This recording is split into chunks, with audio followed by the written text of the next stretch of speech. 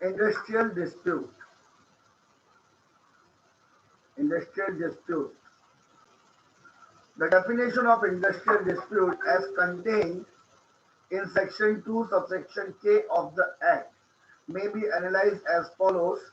The industrial dispute means any dispute or difference. All the time dispute मतलब लड़ाई झगड़ा ही नहीं होता. Sometimes there is a difference of opinion between the parties to the dispute, but it should be considered as a dispute in the industry, dispute between the parties. Though there is a difference of opinion, there is no any panic situation arose between the parties, but we consider the same as a dispute. The dispute between employers versus employers, employers versus workmen, and workmen versus workmen. इन तीन parties के बीच में ही होता है. ठीक है, which is connected with the employment or non-employment. You are providing the employment to them, then they depend however time they take to perform some work, what are the work conditions, what are the wages, what are the compensation in case of any unwanted thing happens like accident in the industry, right? इन सारी चीजों के लिए उनके बीच में जो difference of opinion आता है, that is known as industrial dispute. So the employment, non-employment, terms of employment, and the condition of labor. These are the three main factors on which the dispute is arose between the employer versus employer, employer versus workman, and workman versus workman. Clear? Of any person. Any industrial dispute presupposes the existence of industry. As I told you earlier, कि industry होना तो जरूरी है. जब तक industry नहीं है तो वहां पे डिस्प्यूट होने का सवाल नहीं. भांडण असण्यापूर्वी जे तुमची इंडस्ट्री आहे ते तर पाहिजे ना आपल्याला. दोन माणसं रोडवर आपापसात भांडण करतायत, त्यांचा वर्क कुठलीही इंडस्ट्री नाही आहे, ते रोड लेबर आहे, तर त्यांचा भांडण workman versus workman should not be considered as a industrial dispute. Reason behind that, though they are worker, but they are independent one. They are not connected to any of industry. So it will not treated as an industrial dispute.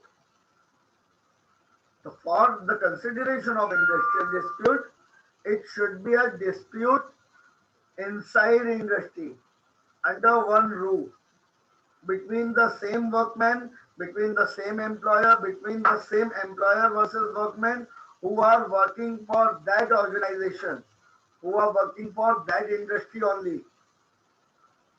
Got my point? Then it is known as industrial dispute. Dispute between two companies are not treated as an industrial dispute. Industrial dispute arose within the organization. ये याद रखिएगा. Okay? चलिए. There can be no industrial dispute in absence of industry, but obviously, on a scrutiny of the above definition, the following point has to be noticed. A dispute and difference must exist. होना ही चाहिए, otherwise it should not considered as an industrial dispute. जब dispute ही नहीं है तो आप उसको definition कहाँ से देंगे? बहुत सारी कंपनीज ये पैंडेमिक सिचुएशन में भी they are providing a full payment to their employees. For example Tata. Tata never cut a single penny out of their salaries. तो वहां पर डिस्प्यूट का कोई कारण ही नहीं दिखता, राइट? तो इंडस्ट्री है बट डिस्प्यूट नहीं है, तो there should be no industrial dispute. Dispute है लेकिन इंडस्ट्री नहीं है, then too it should not consider as industrial dispute, right? Between any class of the person, जो मैंने आपको तीन पर्सन अभी बताए, जो क्लासेस ऑफ पर्सन है, एम्प्लॉयर है, एम्प्लॉई है और एम्प्लॉयर वर्सेस एम्प्लॉयर है. The dispute must relate to or to be connected with the employment or non-employment, terms of employment and condition of a worker. Means कितने देर उसको काम करना था, क्या काम करना था, क्या सिचुएशन दी जा रही है, इन सारी चीजों को लेकर जो डिस्कशन, जो difference of opinion, because if there is a discussion between the parties and free discussion between the parties, then there is definitely chance of difference of opinion. If you discuss something with other party, then there is a chance. Otherwise, if the discussion is not provided, then there is no chance of dispute, because the principle of natural justice, oddity item pattern, is not followed.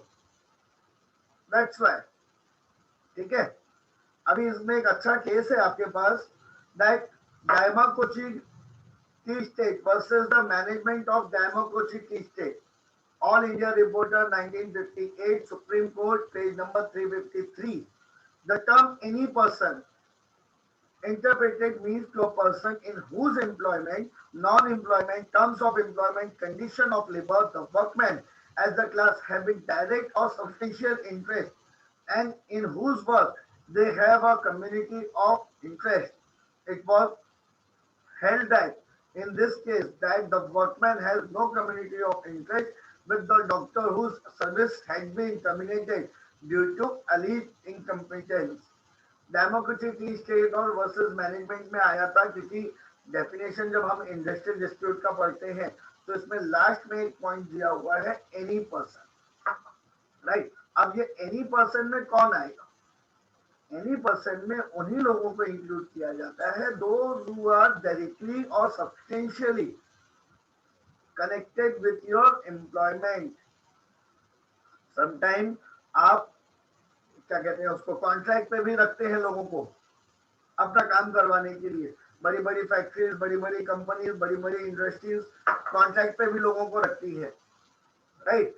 ऐसे situation में भी they are treated as a employee of that industry because they are performing the work as per the guideline and instruction given by the concern company, right. In the first instance, there must be a dispute and difference. In Bombay Union of Journalists versus the Hindu, 1961, first volume, Legal Law Journal, page number 436, it was held that the industrial dispute must be in existence or apprehend in a date of reference. जब भी आप reference के लिए जाएंगे अपने case को लेकर court के सामने या ट्राइब्यूनल्स के सामने, तो आपके पास डिफरेंस ऑफ ओपिनियन तो होना चाहिए ना, कोई डिस्प्यूट होना चाहिए। Without dispute how can you approach to the court और any of the arbitrary party? तो two things is necessary behind every industrial dispute. First, there must be an industry. Any dispute between the laymen, though they are workers, one is a worker of Reliance, second is a worker of Tata, and if they disputes, they create a dispute between each other, that will not treated as industrial dispute. Got my point? Because they are disputing but outside of their course of business, and for their dispute, for their personal dispute, industry is not liable. For their personal dispute, yes, IPC is there, right? The principle of vicarious liability is not created. Vicarious liability taught में आपने पढ़ा होगा। Vicarious liability क्या होती है? Vicarious liability ये होती है जहां पे मास्टर अपने सर्वेंट के किसी भी एक्ट के लिए जिम्मेदार होता है। आपका नौकर, जो आप इंडस्ट्री में है, आपका वर्कर, वो बाहर जाके कुछ भी करता है during the course of your employment, तो आप लायबल होंगे उसके द्वारा किए गए किसी भी डैमेज के लिए, याद रखिएगा।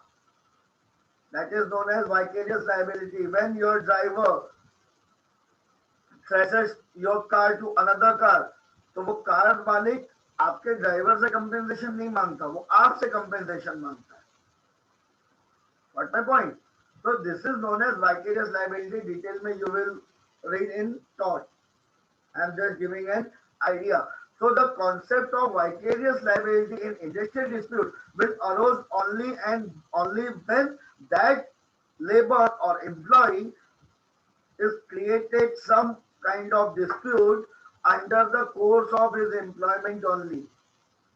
आउटसाइड कोर्स ऑफ एम्प्लॉयमेंट, जैसे उसकी छुट्टी हो गई, बाहर जाके वो बीड़ी पी रहा है किसी फायर शॉप के सामने और पूरी फायर शॉप में ब्लास्ट हो जाता है, तो फॉर दैट दैट ओनर और that his employer is not liable. What my point?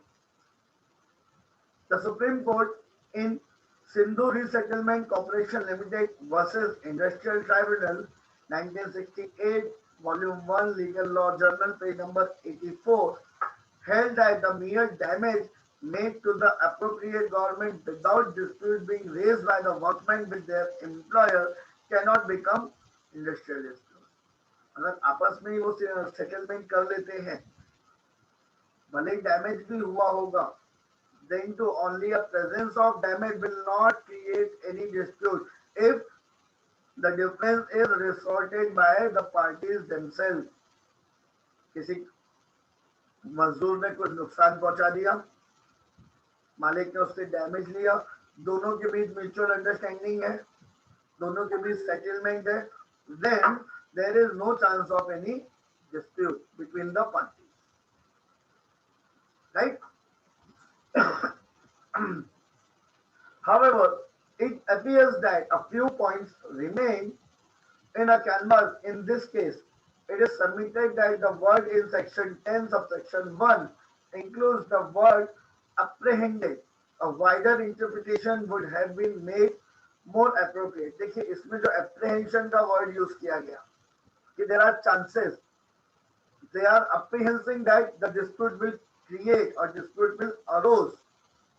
Then there are many chances inside the industry,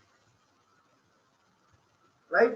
The difference of opinion between the parties to the dispute is terms of condition कभी भी change हो सकती है, working condition कभी भी change हो सकती है, wages कभी भी change हो सकते हैं, कई बार urgency में काम आता है तो extra hour कराए जाते हैं, जिसको आप ओवर टाइम बोलते हैं. आज भी ये बड़ा अच्छे छोटी छोटी इंडस्ट्रीज में काम करता है ओवर टाइम, क्योंकि उस समय मैन पावर इतनी नहीं थी.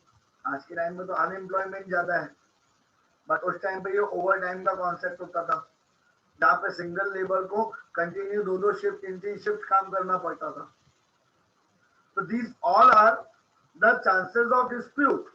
अगर इसको हल्के दिमाग से ले लें तो डिस्प्यूट का कोई चांस नहीं, right? The second important aspect of the industrial dispute is that it should be between the parties mentioned in the definition. किसी थर्ड लेमैन से इंडस्ट्री का डिस्प्यूट होता है, एम्प्लॉयर का होता है, एम्प्लॉई का होता है, that will not considered as an industrial dispute, though it will create inside the industry. कोई थर्ड लेमैन आया, जैसे डिलीवरी के लिए ड्राइवर आया ट्रक लेके, और उस ट्रक ड्राइवर से उस इंडस्ट्री के वॉचमैन की लड़ाई हो जाती है, तो that will not treated as a industrial dispute. Industrial dispute के लिए वही 3 चाहिए जो आपके डेफिनेशन पे हैं, employer versus employer, employer versus workman, workman versus workman, उसके अलावा नहीं. The third essential point is that the dispute or difference between must be connected with the employment or non-employment, the terms of employment with condition of a labor, with condition of a labor or any person. The scope of the word any person has already discussed.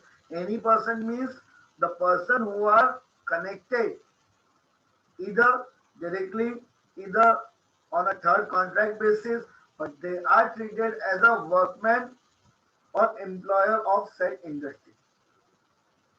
What's my point? But any person में कोई layman की जगह नहीं है यहाँ पे definition में, उसको लेके कंफ्यूज बिल्कुल मत होइएगा. Any person, that means that person performing his work during the course of his business or during the course of his service. What's my point? According to the strict theory, an individual dispute is not per se an industrial dispute, as we discussed earlier. Personal level पे आप अगर किसी से लड़ाई करते हैं तो वो आपका इंडस्ट्रियल डिस्प्यूट नहीं होगा। Employer, section 2 subsection G, who is the employer, क्योंकि अभी हमने इंडस्ट्रियल डिस्प्यूट एक्ट के डेफिनेशन में देखा कि it's a dispute between the employer versus workman. तो दो पार्टीज यहाँ पे दिखती है, एक एम्प्लॉयर और एक वर्कमैन। अब ये एम्प्लॉयर कौन है, इसके बारे में भी तो हमें वाइडर एंगल पता होना चाहिए ना। पता चला कल को मैनेजिंग डायरेक्टर है, वो बोला I am not employer, chairman कोई और है। ऐसा नहीं है, जो भी एडमिनिस्ट्रेशन वर्क करेगा, the person who is performing an administration work in the industry, he will be treated as the employer of an industry under section 2 subsection G of the definition. So the employer means in relation to any industry carried on by or under the authority of any department of a central or state government, the authority prescribed in this behalf, and where no authority prescribed, the head of the department. तो अगर state government या central government की कोई company है और वहां पर जो उनका हेड ऑफ द डिपार्टमेंट है, अगर अथॉरिटी डिक्लेयर नहीं होती, then that head of the department is treated as employer in relation to the industry carried on behalf of a local authority, chief executive officer of that authority, CEO. He is also comes under the definition of employer. CEO को आप workman में नहीं ले सकते, right. आगे इसके और definition workman के आएंगे तो ये कॉन्सेप्ट क्लियर हो जाएगा कि who is employer and who is workman. This definition only indicates that the terms means in relation to an industry runs under the authority of state or central government and local body. As the definition is neither inclusive nor exhaustive, the ordinary dictionary means the term become applicable, namely that an employer is a person who employs someone to do something for him. But under industry वो यहाँ पे नहीं है, उसको दिमाग में बैठाइएगा, क्योंकि आप यहाँ पे इंडस्ट्रियल डिस्प्यूट एक्ट पर हैं, ठीक है। Labour law regards not only the person who engages another to work for him as an employer, but also such person legal representative and successors. Legal representative कोई है, पावर ऑफ अटॉर्नी के through है, कोई legal agent है, या फिर court के through आया है, या फिर सक्सेसर। सक्सेसर मींस मेरी डेथ के बाद मेरी कुर्सी पे जो भी बैठ रहा है उसको बोलते हैं सक्सेसर, या मेरे रेजिग्नेशन के बाद कोई यहाँ पे आ रहा है वो होता है सक्सेसर। तो एम्प्लॉयर उसी को बोला जाता है। वो ऐसा एक्सक्यूज नहीं ले सकता कि नहीं नहीं वो तो शुक्ला सर के सामने था, मैं नया आया हूं तो मेरे लिए नया नहीं, पुराने जितने कोर्स ऑफ बिजनेस थे वो भी उस कुर्सी के साथ उसको मिलेंगे। और जो पेंडिंग डिस्प्यूट है, सिविल मैटर, याद रखिएगा क्रिमिनल मैटर पर्सन के मरते ही, एक्यूज के मरते ही क्लोज हो जाते हैं। हाउएवर सिविल मैटर किसी के डेथ से क्लोज नहीं होता, उसके सक्सेसर से चलने लगता है वो मैटर, याद रखिएगा। Only criminal matters if the case is closed when the party dies, either complainant or accused, but यहाँ पर भी कंप्लेनेंट जो पेटी इन नेचर है, अदरवाइज कंप्लेनेंट क्रिमिनल मैटर में स्टेट होती है, बट अगर एक्यूज मर गया तो अपने आप वो केस खत्म, क्योंकि आदमी मर गया तो अब सजा आप किसको देंगे। However in civil matter property आपकी जिंदा है। मैंने आपको पहले भी बताया था सिविल मैटर में सिर्फ कंपेंसेशन मिलता है, तो आप मर रहे हैं, आपकी प्रॉपर्टी यहीं पे है, तो जो भी डिस्प्यूट है, जो भी केस चल रहा है, उससे अगर आप हारते हैं और आपके ऊपर कोई भी कंपेंसेशन बैठता है तो वो आपके जो बाद जो आपकी प्रॉपर्टी का सक्सेसर है उससे वसूल किया जाएगा। लीगल हेयर्स उसको बोलते हैं, ठीक है। In Bombay garage limited versus industrial tribunal 1953 जो हमने पहले भी देखा था, that the court held that the alteration of management does not affect the right of the workman. As we discuss earlier कि मेरी जगह किसी और को मैनेजमेंट बना दिया तो जो डिस्प्यूट चल रहे हैं वो कंटिन्यू रहेंगे, वो डिस्प्यूट डाउन नहीं होते, ठीक है। The new management is liable as an employer even in such services.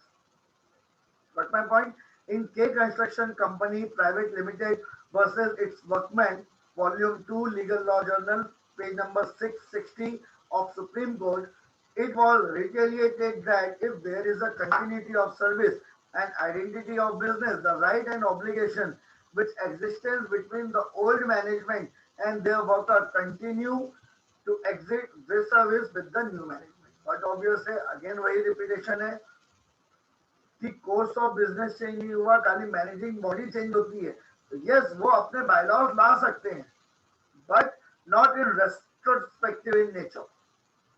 Law दो तरीके से होते हैं, एक प्रोस्पेक्टिव इन नेचर कि मतलब आज ये लॉ आया और आज से ये आगे बढ़ रहा है, और दूसरा होता है रेट्रोस्पेक्टिव इन नेचर कि आज आया है ये लॉ लेकिन 1950 से लागू कर दिया मैंने. तो इसको दिमाग में बैठा लीजिएगा. Retrospective, prospective. Retrospective means the date of declaration, and that declaration covers the part period of that situation or that case.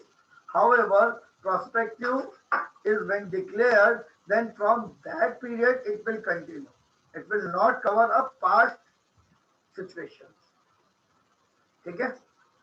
Workmen, section 2, subsection S.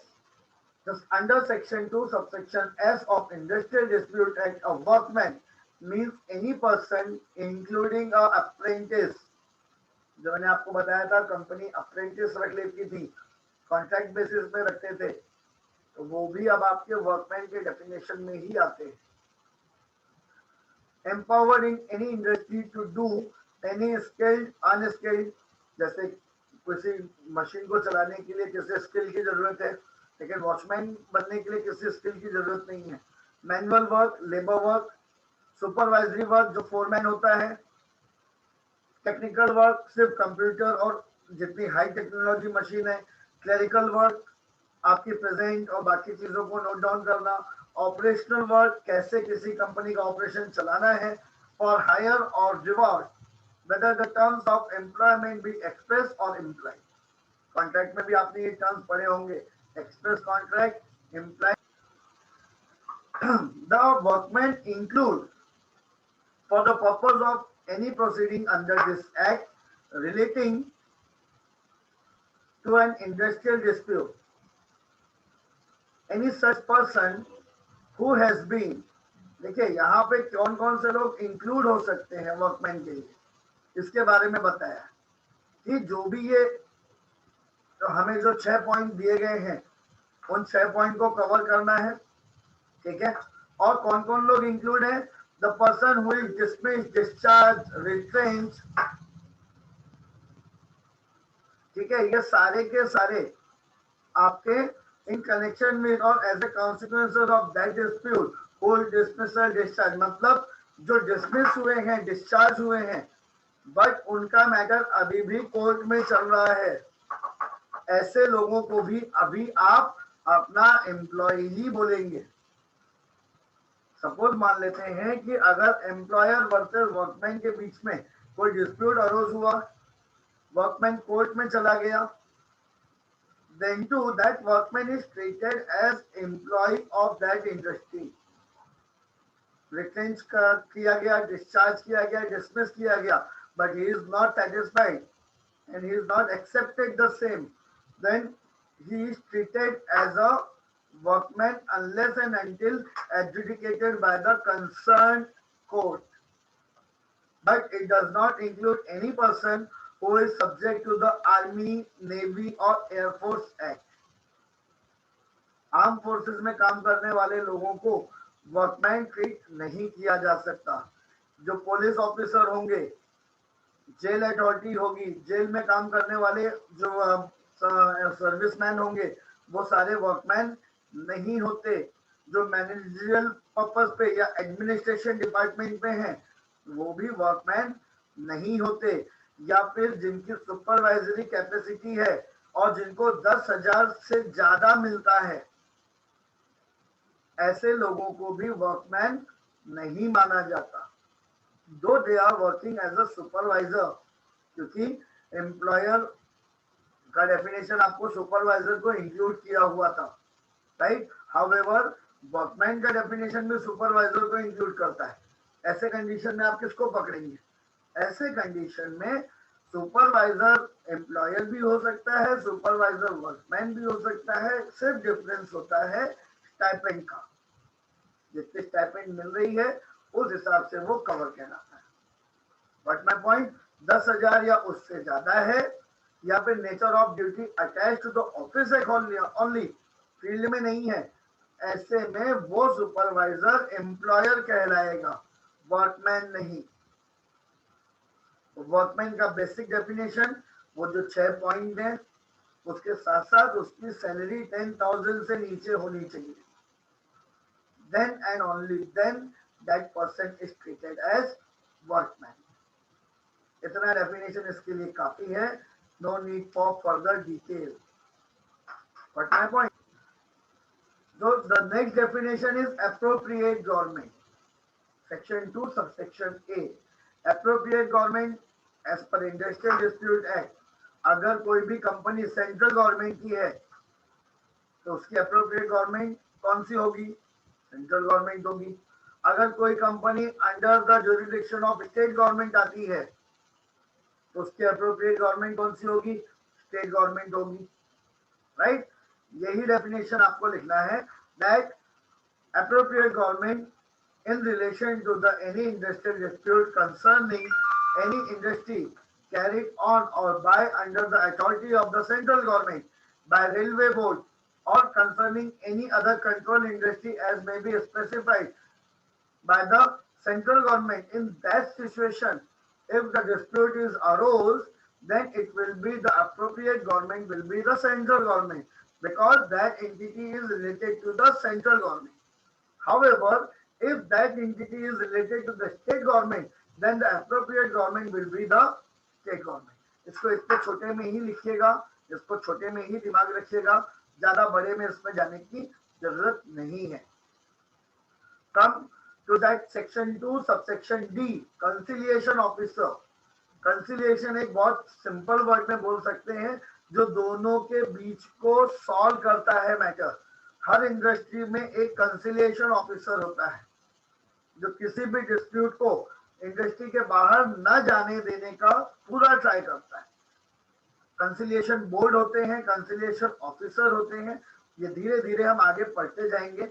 उस बोर्ड में एम्प्लॉयर्स के रिप्रेजेंटेटिव होते हैं, उस बोर्ड में वर्कमैन के रिप्रेजेंटेटिव होते हैं, और एक इंसान जो लेमैन होता है। ऐसे ही अगर सिंगल डिस्प्यूट है, इंडस्ट्री छोटी है, तो वहां पे कंसिलिएशन बोर्ड ना होकर कंसिलिएशन ऑफिसर होता है, जो इम्पार्शियल होता है दोनों की तरफ से, एम्प्लॉयर की तरफ से भी, एम्प्लॉय की तरफ से। और वो जितनी प्रोसीडिंग चलाता है, मींस एक का ऑब्जेक्ट, एक का सबसे पहले कंप्लेंट लेगा, दूसरे का उसमें रिप्लाई लेगा, दोनों को सुनेगा by following the same principle of natural justice, उसके बाद वह आंसर देगा। तो ये जितने भी प्रोसीडिंग वो करता है, that is known as conciliation proceeding. It is the settlement proceeding between the parties to the dispute. उसके बाद आता है control industry, section 2 subsection E, class E. Control industry means any industry the control of which by union has been declared to be expedient in a public interest. अगर union government के पास उसका control है तो court, court means same, that means inquiry constituted under the act। executive means in relation to the trade union, अगर trade union उनकी मजदूर union है तो उनको एग्जीक्यूटिव कहा जाएगा। to which the management of the affair of the trade union trusted means अगर किसी कंपनी में 1000-1200 एम्प्लॉइज हैं, इतने सारे वर्कमैन हैं, तो एम्प्लॉयर सबसे बात नहीं कर पाएगा। उनकी यूनियन होती है, उस यूनियन से वो बात करेगा और अपना काम चला लेगा, राइट। इंडस्ट्रियल एस्टेब्लिशमेंट और अंडरटेकिंग सेम है, जो इंडस्ट्री का डेफिनेशन आपने पढ़ा वही यहाँ पे उठा के लिए आप बिल्कुल कट पेस्ट करिएगा, ओके। उसके बाद इंश्योरेंस कंपनी।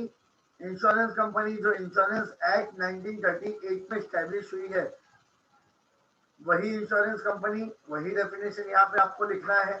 खादी ग्रामोद्योग के बारे में हमने डिस्कस किया था, जो खादी और विलेज इंडस्ट्रीज के थ्रू 1956 में बनाई गई थी। और उसके बाद labour code. Labour code means it's a code which hear or adjudicate the dispute between the parties under Industrial Dispute Act।